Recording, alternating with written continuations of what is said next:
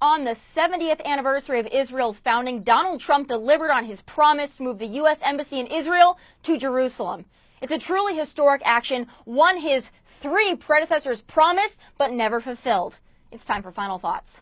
Along with Trump's tough North Korea diplomacy and his decision to withdraw from the Iran nuclear deal, the embassy move represents a return to common sense diplomacy after decades of frustrating inaction and retreat. The old U.S. Apology and Appeasement Act is finally over.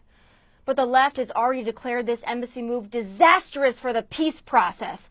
But, excuse me, what peace process? The peace process where Palestinian protesters light buildings on fire? The peace process where rockets and explosives are hurled over the Israeli border? Or the peace process where protesters set fire to the pipeline that brings gas and oil from Israel to Gaza for the second time in 2 weeks?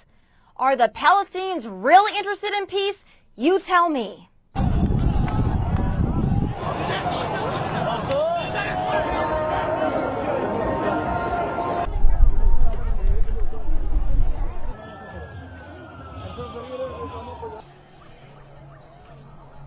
The Palestinians can no longer continuously reject peace officers and rely on terrorism, knowing they will suffer no consequences.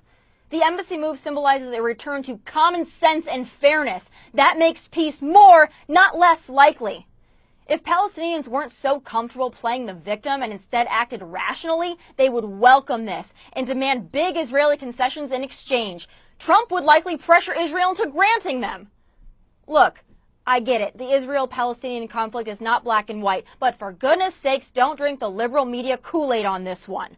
Hamas, a designated terror organization that rules Gaza, is committed to Israel's destruction. And they have been since before they violently took control there in 2007, 2 years after Israel withdrew its military and civilian presence. Israel and Egypt maintain a security blockade of Gaza. And why? Because Hamas and other Palestinian groups have fired thousands of rockets at Israel and built dozens of attack tunnels under the border. And Hamas, like most Islamic terrorist groups, uses innocent people to carry out their reign of terror, even using children as human shields. What we're seeing in Gaza aren't just normal street demonstrations. They're attacks disguised as mass protests. Organizing days of rage sure doesn't sound like a step toward compromise, and that's too bad. But the Israeli Defense Forces shouldn't be expected to sit back and allow 100,000 plus protesters to threaten security barriers and wreak havoc.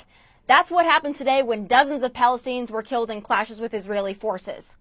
For too long, Arab anger and threats have determined the West's diplomacy. Trump is showing the world he is not afraid. Happy anniversary, Israel. We have your back.